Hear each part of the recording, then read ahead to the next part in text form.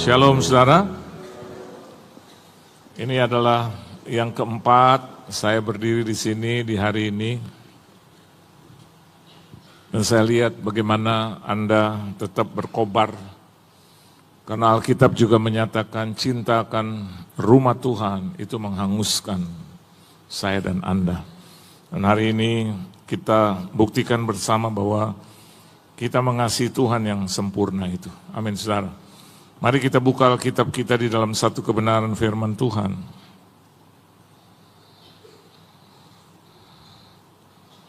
Yaitu di dalam Injil Matius.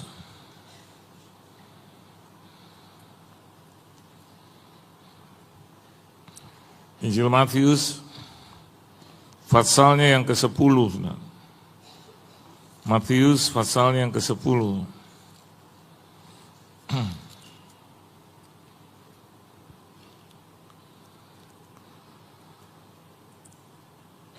Ayatnya yang ke-22, kita akan baca bersama-sama. Matius pasalnya yang ke-10, ayatnya yang ke-22. 1, 2, dan 3. Dan kamu akan dibenci semua orang oleh karena namaku, tetapi orang yang bertahan sampai kesudahannya akan selamat. Ini bicara tentang penganiayaan dan penderitaan di akhir zaman, saudara. Dan Alkitab di dalam Yudas pasalnya yang pertama, coba kita lihat Yudas pasalnya yang pertama. Kitab Yudas, pasalnya yang pertama,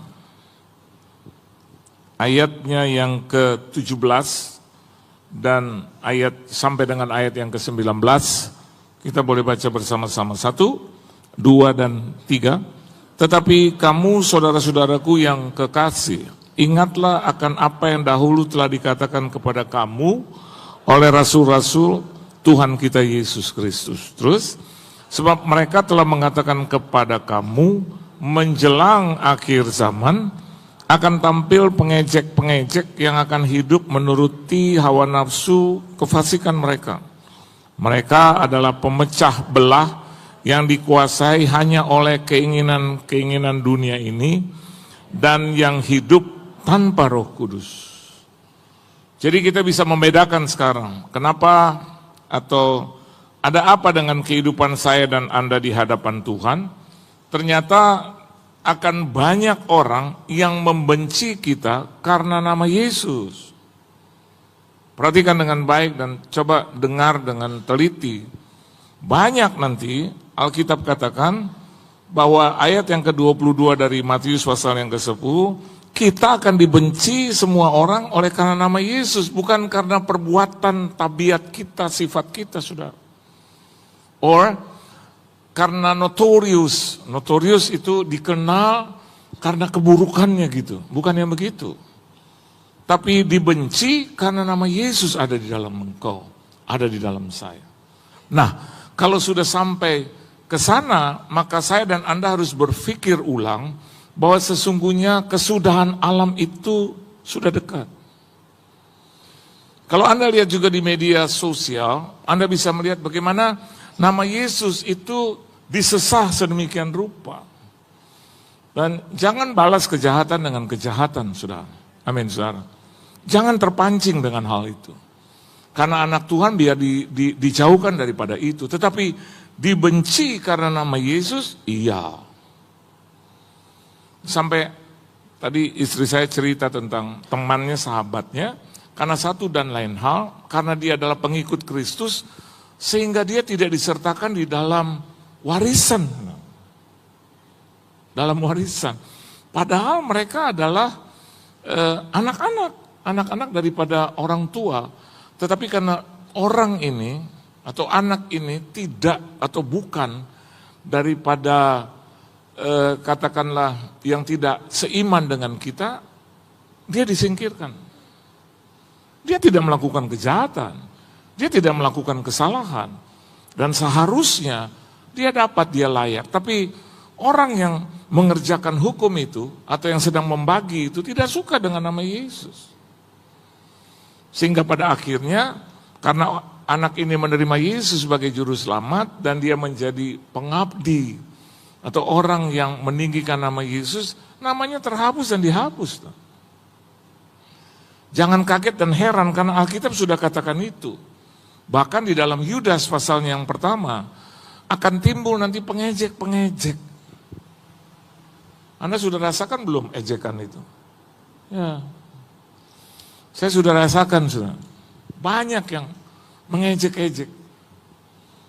Bahkan ada di dalam media sosial saya.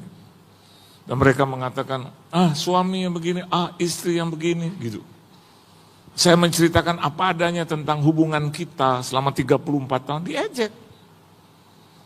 Dan kalau Anda lihat, tidak ada satupun yang saya balas. Kenapa demikian? Karena saya sadar, saya tahu, ini bukan karena kesalahan saya, tapi karena akibat saya dan Anda mengikuti Yesus. Dan jangan pernah balas juga dengan kebencian dan kemarahan. Amin, saudara. Dan kadang kita beribadah seperti ini, ada banyak ejekan. Ngapain beribadah? Bait Allah tuh tubuh kita sendiri. Kita juga tahu, bait Allah adalah tubuh kita sendiri. Tapi pada prinsipnya, Yesus saja masuk ke dalam sinagog. Dia mengajar di sinagog. Bukan di rumah-rumah saja, tapi di sinagog. Di usia 12 tahun dia ada di sinagog. Dari masa remaja, masa muda, sehingga sampai di usia 33 tahun, tidak pernah lepas dari itu. Nah kalau ada ejekan-ejekan seperti itu, buat apa kamu setia? Suami kamu udah selingkuh kok, itu ejekan. Buat apa para istri masih mengampuni suaminya yang penuh dengan kesalahan? Kalau saya jadi dia, saya sudah putuskan, buat apa lagi? Banyak yang seperti itu, pengikut Kristus ajarannya aja seperti itu. Katanya. Kok Tuhan menjadi manusia? Padahal kita tahu jawabannya, itulah Tuhan yang hebat. Apa susahnya Tuhan menjadi manusia? Yang menjadi pertanyaan, manusia jadi Tuhan itu. Betul apa betul? Kalau Tuhan jadi manusia mudah. Sama seperti kalau orang bilang, ngapain itu orang kaya raya terus turun ke bawah menjadi orang miskin? Mudah buat dia. Yang sulit, orang miskin itu saudara mau berubah jadi orang kaya itu sulit. Pakai jam tangan palsu, betul nggak? Terus pakai hal-hal yang palsu, pakai tas-tas yang palsu untuk menjadikan diri bahwa dia adalah orang kaya. Tapi bagi orang kaya untuk jadi miskin mudah. Amin, saudara. Apalagi kalau kita kenal Tuhan kita adalah Yesus Kristus yang sangat sempurna hebat itu. Dia menjelma menjadi manusia, apa susahnya? Justru saya dan Anda harus begini, terima kasih Tuhan. Kau mau menjadi manusia, kau merasakan penderitaan aku, dia rasakan. Dan hari ini kita bisa melihat di akhir zaman akan seperti itu. Dan kalau Anda juga lihat, ada 23, 24, 25 September udah liwat. Buktinya nggak ada pengangkatan. Saya mau katakan buat saudara, nggak usahlah jadi pengejek. Yang benar adalah begini, ya udah mungkin ini menjadi peringatan akan kita semua bahwa ternyata ini akhir zaman gitu loh. Dan kalau kita balas lagi dengan ejekan, berarti kita sama dengan mereka. Kita sama dengan orang-orang yang suka mengejek, saudara. Jadi kalau ada orang yang hari ini belum bisa memberi di gereja ini, jangan diejek. Amin, saudara. Harusnya kita berdoa, biarlah dia menjadi pemberi yang luar biasa. Kalau ada orang ternyata jalan kaki, puji Tuhan, karena pada prinsipnya, semua orang kaya atau miskin kalau minta izin begini, saya jalan dulu ya. Enggak ada yang bilang, saya naik mobil dulu ya, enggak ada. Tadi gembala saudara mau ke airport, dia bilang, Pak Johan saya jalan dulu ya. Saya bilang mau kemana Pak? Airport jauh banget jalannya Pak. Oh iya saya naik mobil, itu yang benar. Jadi kalau ada orang di sini, ternyata jalan kaki puji Tuhan, sehat itu saudara. Saya ini punya kebiasaan dulu dan sampai hari ini membuat saya sehat loh. Saya tiap hari jalan puluhan kilo, Bukan karena berusaha mau jadi langsing, enggak, karena penderitaan, miskin dan susah. Tapi hari ini saya lihat puji Tuhan ya. Orang-orang di usia 40, 50 tahun bilang, Pak kendalanya cuma satu Pak. Terus langsung pegang lututnya, umur 60 juga. Aduh Pak, saya sehat lahir batin, cuma kaki ini gak bisa diajak kompromi. Waktu saya dengar itu, saya bilang, puji Tuhan. Dulu latihan waktu penderitaan, miskin, susah, bagus loh saudara. Bagaimana saya bisa naik kendaraan, duit juga nggak ada. Dan kalau hari ini Anda tanya, saya pernah diundang di satu perusahaan. Ternyata perusahaannya itu lantai 9 menjangkau lift, terus naik tangga lagi 1. Jadi ibadahnya di lantai 10. Waktu saya datang ke sana, tiba-tiba disambut oleh anak muda umur 22 tahun. Umur saya waktu itu 50-an lah, 50 sampai 55. Terus dia bilang gini, Pak maaf karena satu dan lain hal listrik mati.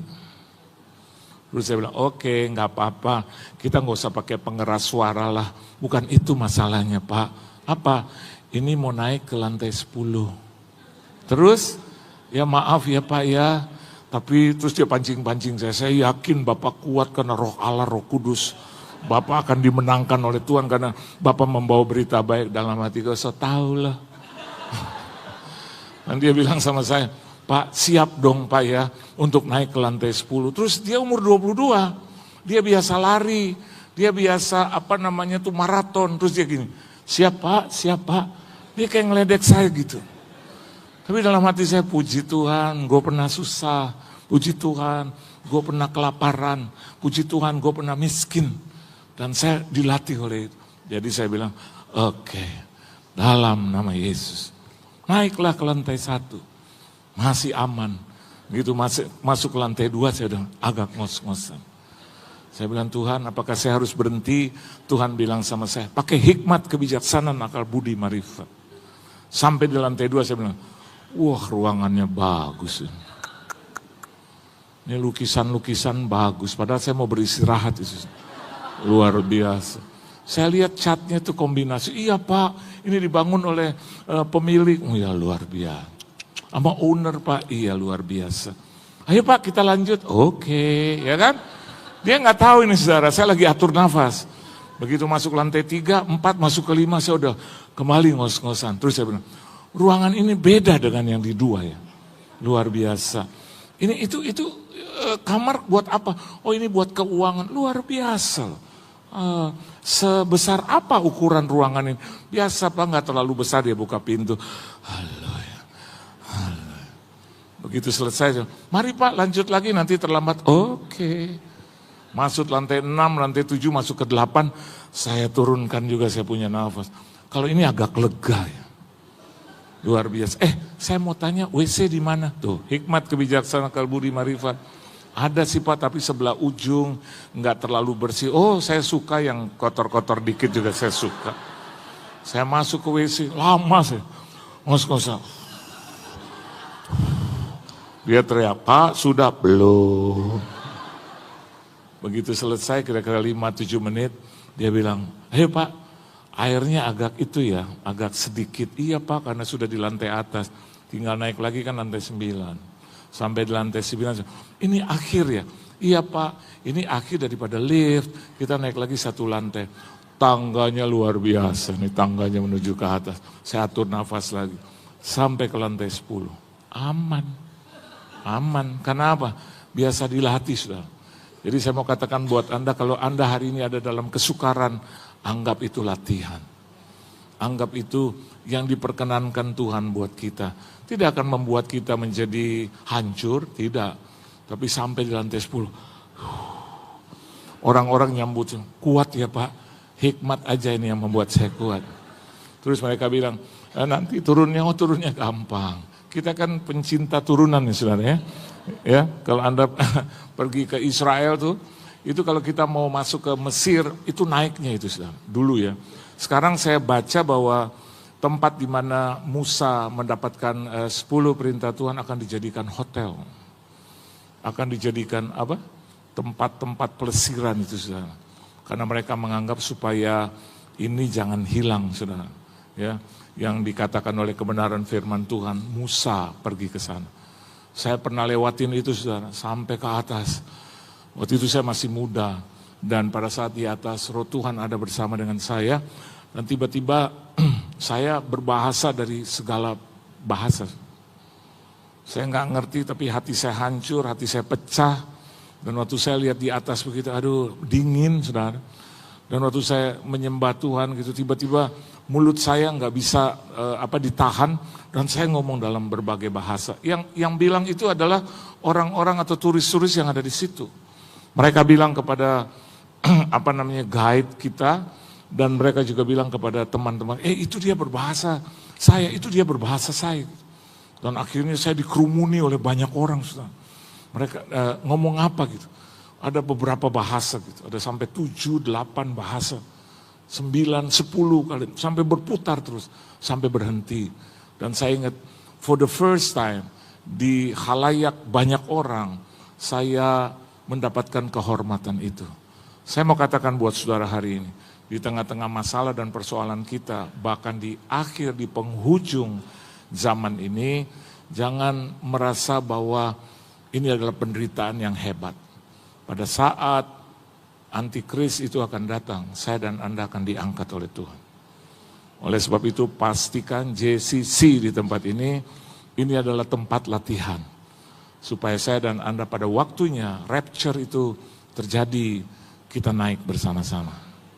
Saya suka dengan Bapak ini.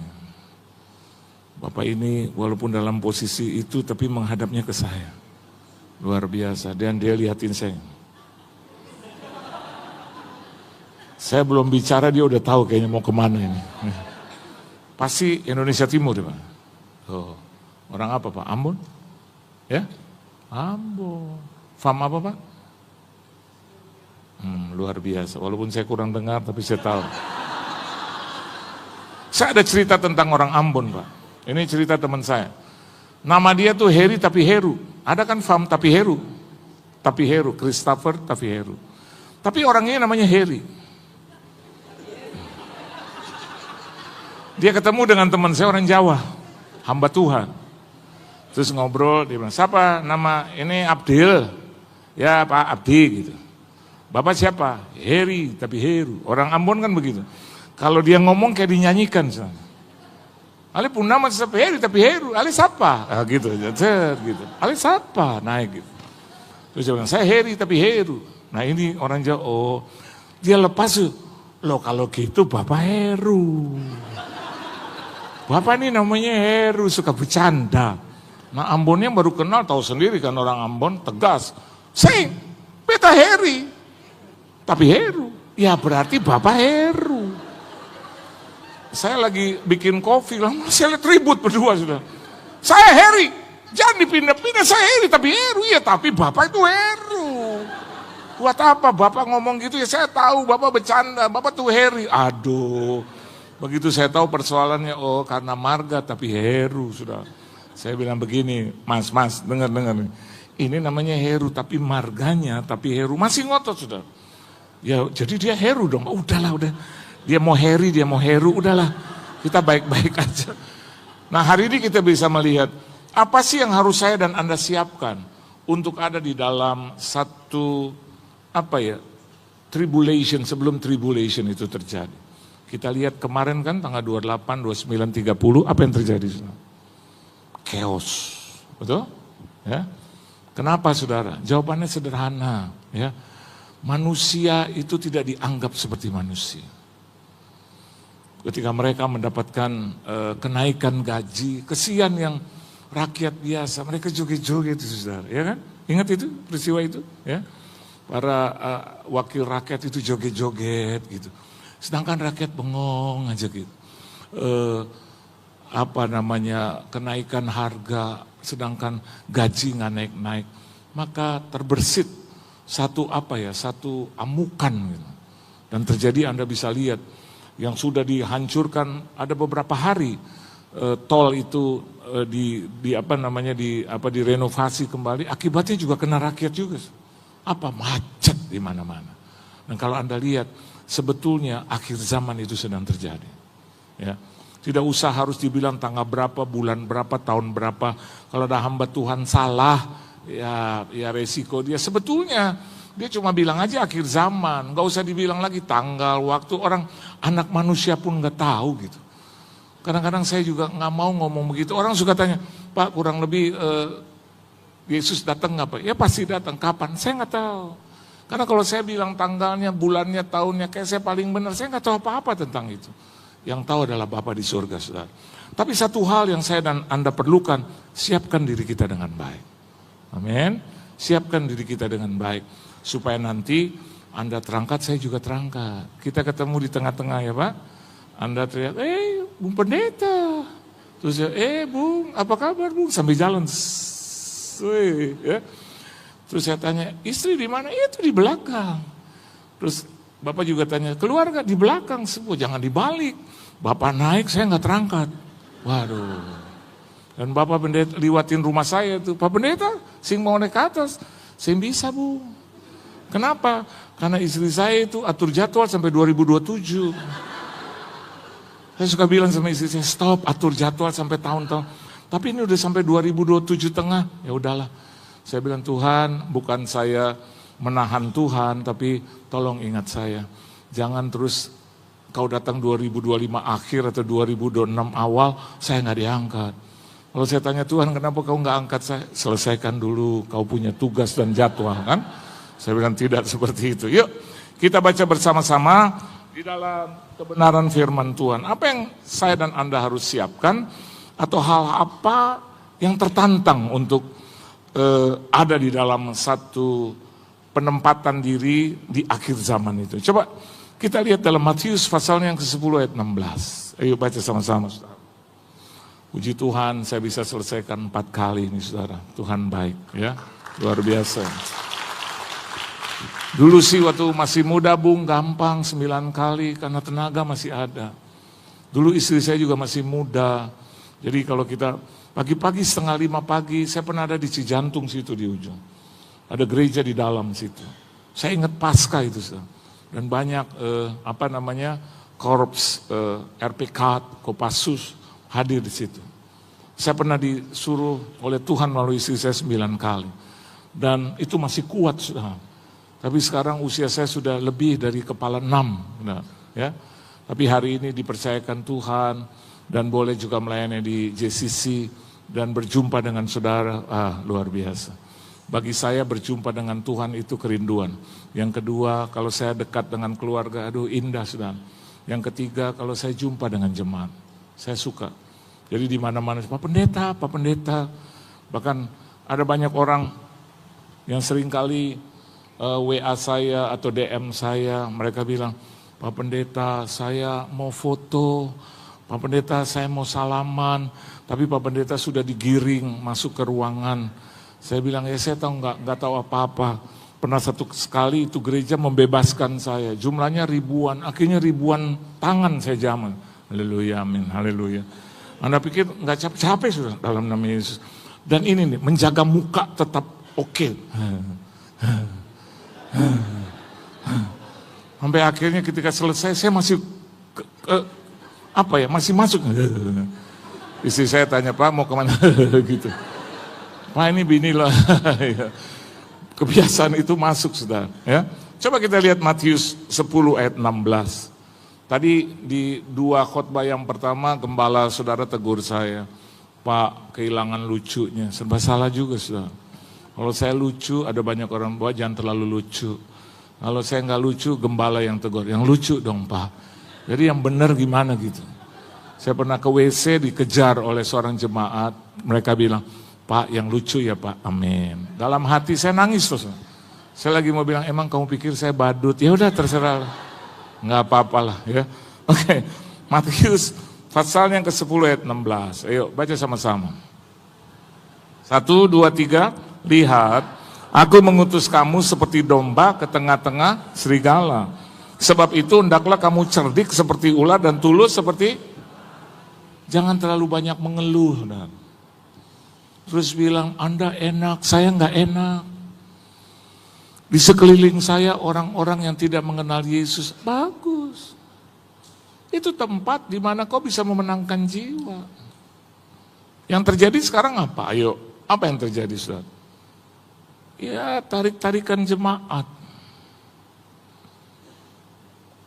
AKBP ditarik ke GBI, GBI ditarik di GPDI, GPDI ditarik ke GII, GII ditarik kepada, wah semua, tarik-tarikan. Tapi Yesus bilang, aku sengaja membuat engkau, kutempatkan di tengah-tengah serigala. Tapi domba itu jangan berubah jadi serigala, saudara. Amin, saudara. Akhirnya saling makan, gitu. Saling intip, saling intai. Saya punya anjing, Anabul, ya, husky. Anda tahu itu kayak serigala.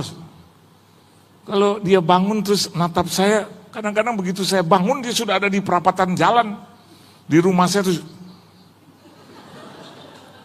Saya lihat cuma matanya. Saya kaget juga, darah Yesus. Udah besar sekarang. Baru umur 10 bulan aja udah besar. Beratnya berapa sekarang? 14 kilo. Dan dia kalau tatap saya juga bilang, namanya favor. Jadi kita panggil favor, orang Indonesia kayaknya dipeleset, emper. Kayaknya dia mau bilang, emang gue lemper pak gitu. Dan saya panggil, ini papa gitu. Dan hari ini, saya mau katakan buat Anda, dia menjadi Anabul yang jinak. Dan tiap kali dia lihat saya langsung menghampiri saya langsung di lutut. Dan kepalanya dia letakkan di lutut. Dia gini. Dia mau saya elus saya. Saya elus dia gitu. Kalau saya udah elus, terus saya harus bicara sama dia. Terpinter ya. Ya, terpinter. Dia. Dan kalau dia ngomong persis yang ada di media sosial.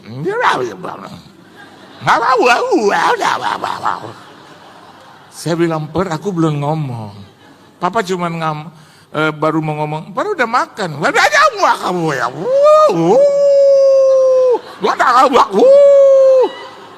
Masih pagi, jangan ganggu tetangga ya. Maka gue akan gitu. Dan saya lihat, saya nggak ikut dia, tapi dia ikut kita. Halo, Anda dan saya ditempatkan di situasi seperti itu. Saya mau katakan buat Anda, pembantu saya itu bukan Kristen. Tapi berkali-kali bukan Kristen. Saya suka bilang sama istri saya, maaf ya Maya, boleh ngomong ya. Kalau bangun ketemu pembantu, jangan langsung kayak favor. Saya bilang udah, mama saya itu selalu mengerjakan dulu sendiri, terus baru dia suruh pembantu. Kamu udah masak air, ngomongnya aja lembut. Pembantu saya bilang, belum bu. Masak dong. Saya bilang sama mama saya, Ma kalau begitu terus Ma, ini semua mau jadi pembantu. Karena diperlakukan begitu. Mama saya tuh lembut. Saya belajar dari dia. Banyak orang bilang, ini pendeta ngomongnya mama melulu bukannya Yesus. Yesus tuh gak kelihatan bos. Halo. Kita, saya dan Anda harus jadi role model. Kalau memang Yesus ada di kita, ayo dong perlihatkan dong. Betul nggak? Jangan cuma Yesus, iya betul. Jangan Yesus, darah Yesus. Orang bukan bertobat jadi takut. Sebentar, darah Yesus. Padahal dia apa itu? Apa namanya itu? Latah. Darah Yesus. Saya mau katakan buat Anda, bukan hanya dalam bentuk kata-kata. Ini bicara tentang moral. Hendaklah engkau cerdik seperti ular, tapi tulus seperti merpati. Orang Kristen jangan tukang makan orang lain. Begitu lihat orang lain, aduh, ini kayaknya aneh, gue makan, jangan. Saya kalau diundang ke gereja manapun tanya nih istri saya dan seluruh keluarga, saya nggak pilih-pilih Pak. Saya diundang ke gereja yang, menurut hemat saya, ya saya senang gitu. Cuman gembala sidangnya aja begitu lihat saya gini. Saya pikir kan ada orang lain di belakang, betul nggak? Jadi saya lihat tembok dan pintu gitu. Dia gini, Pak Yohan. Iya Pak, kenapa Pak? Saya cuma nonton Bapak di Reels, nonton Bapak di media sosial, di Instagram, di TikTok. Ternyata Bapak datang juga. Bapak tahu, waktu orang yang undang Bapak di sini, dia sebut itu anak muda. Kamu undang kan? Saya nggak percaya berbulan-bulan bahwa dia dapat payohan. Kenapa nggak percaya? Saya siapa? Terus saya bilang, saya nggak ngerti Pak. Ternyata Bapak mau datang juga ke gereja. Ya namanya diundang, datanglah. Saya terhormat. Bisa diundang terhormat.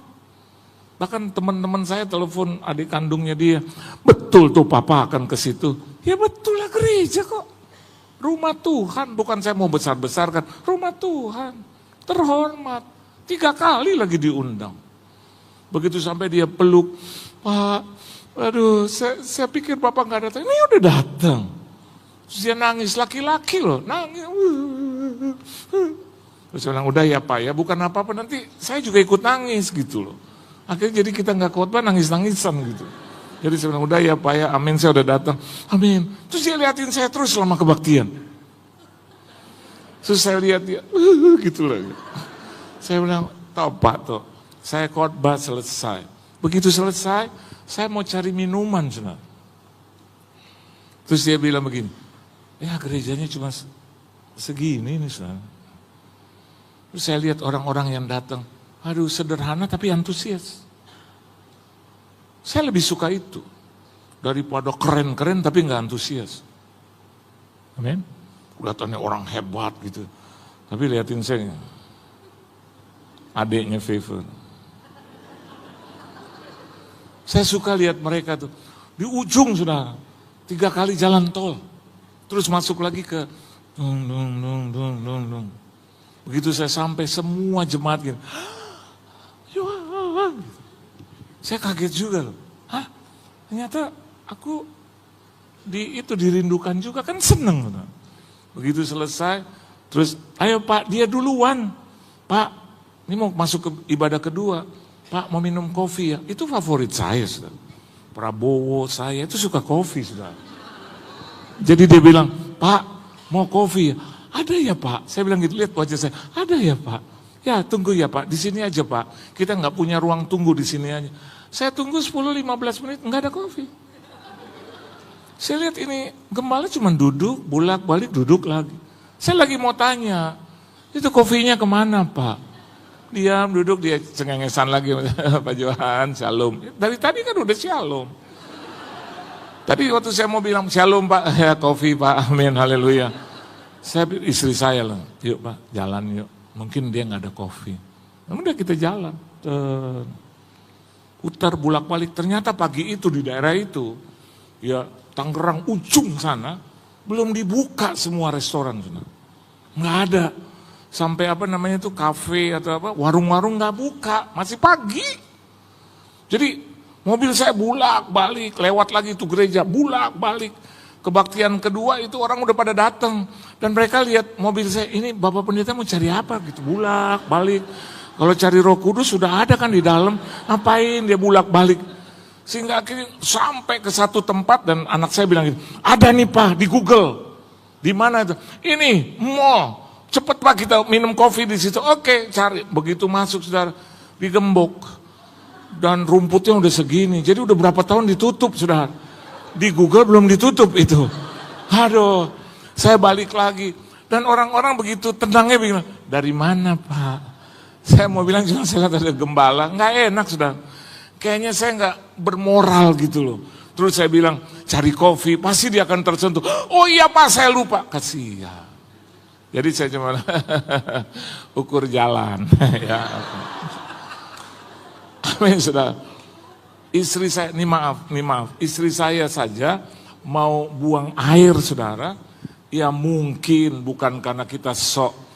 Sekarang saya mau tanya sama ibu-ibu di sini, saya mohon maaf aja karena kemajuan zaman kan, biasa kalau kita di WC suka yang jongkok apa ya suka yang duduk. Nah, dia masuk jongkok. Anda tahu umurnya sudah 64 tahun. Itu kalau dia jongkok saya yakin dia nyusruk saudara. Terus udah tidak dikenali lagi. Dia keluar kamar mandi, terus ada jemaat dan pengurus, sudah ya Bu? Dia gitu, udah. Maksud istri saya gini, udah lihat kondisi jongkok. Gitu. Kan saya tahu dia punya lutut, kadang untuk naik ke lantai 3 aja pelan-pelan. Jadi waktu saya tanya, gimana Mah? Mah gimana? Terus dia gini, masih ada orang gak enak ngomongnya. Oke. Kenapa Mah? Air atau entar aja, entar. Itu hanya cuma bahasa suami istri. Itu cuma bahasa suami istri. Albert aja nggak tahu itu, nggak tahu. Saya kalau ngobrol berdua bahasa suami istri. Ma kita itu ya gitu, gitu. Istri saya udah tahu, langsung bisa ke kasir bayar. Karena saya tahu kelihatannya nih orang kayaknya susah gitu loh. Karena bolak-balik gitu, udah mau pulang. Dan saya lihat dia nggak enak hati. Jadi saya bilang, dia cepet loh. Oke. Pernah satu hari saya di rumah, terus tiba-tiba saya undang teman-teman. Ada kali 10-15 orang. Terus saya bilang, Ma siapin tuh semua makanan, itu mah semua. Ya, bikin kopi mah, bikin kopi. Dia dari jauh, oke, bikin aja. Bikin aja. Awal-awal pernikahan. Ya udah, Ma jangan bikin malu, udah bikin. Ternyata dia matiin lampu, sudah. Dari listrik tuh dari depan, buk gitu kan. Orang-orang pada kaget, terus dia bisikin, nggak ada makanannya. Gitu. Begitu lampu dinyalakan lagi, tiba-tiba salah satu tamu saya bilang begini, oke yuk kita pulang yuk. Karena Bu Sri, Pak Yohan ini nggak ada apa-apa di rumah. Saya kaget gitu. Ternyata dia salah bisik, saudara. Dia bisikin teman saya, sampai digini nih. Nggak ada makanan. Dan teman saya bisa begini. Balik yuk. Oh, ke teman-teman yang lain, belum ada makanan kok, gimana Pak Yohan lagi sediain ibu. Yuk balik, gue udah dikasih tahu. Jadi waktu saya lihat itu gembala kasih. Jadi akhirnya kita ibadah yang kedua, dan saya lihat jemaatnya antusias banget. Ya. Dan saya bukannya tergeraklah hati Tuhan itu, moral itu. Saya bukan pendeta yang kaya raya, enggak. Tapi kalau saya lihat mereka, terus saya bilang begini, jemaat Tuhan diberkati, amin, gitu, amin, gitu, antusias. Dan akhirnya saya bilang, nanti Natal bikin di mana? Mereka bilang, terus gembala bilang, di sini Pak. Terus saya bilang, oke lah, nanti kalau di sini tanggal berapa ya? 25 Pak, bikin ibadah berapa kali? 2 kali Pak. Oke, puji Tuhan. Jadi begini, makanannya dari saya. Itu semuanya, amin, haleluya. Rasanya ada sesuatu yang lepas. Sesuatu yang lepas untuk memberkati, tapi terikat dengan sesuatu yaitu biaya, sudah. Jadi saya, begitu lepas, saya bilang, saya berkati ya buat Anda makan, minum, Natalan. Ya, saya berkati 10 juta. Mereka bilang, amin, terlepas. Tapi ada yang terikat, sudah. Di leher gitu. Terus istri saya bilang begini, kamu luar biasa. Enggak, itu kelepasan aja mah ya, kelepasan. Dan akhirnya itu gembala peluk saya. Begitu saya mau masuk mobil, dia peluk lagi. Dia bilang, Pak, kapan kesini lagi? Saya bilang, mungkin menjelang Yesus datang kali yang kedua. Moral kita, saudara, moral. Kalau Anda lihat ada sesuatu yang butuh engkau, biarlah berbelas kasihanlah engkau. Pakai dengan hikmat, cerdik seperti ular. Seperti tadi istri saya, kan cerdik. Cuman salah pegang kuping aja gitu. Petan gak ada apa-apa gitu. Akhirnya teman baik saya yang berasa gitu. Ayo pakailah hikmat, kebijaksanaan, akal budi, marifat. Kalau Anda tahu mau ibadah, beribadahlah sebelumnya tidur gitu. Jangan di gereja tidur. Halo, amin. Biar Tuhan lihat, saya suka juga lihat ibu ini. Hari tadi ibu ini. Saya lihat gerakan itu. Ternyata saya pikir dia mau terbang. Tapi ternyata dia ketawa. Iya. Tuhan Yesus memberkati saudara. Beri tepuk tangan yang meriah buat Tuhan.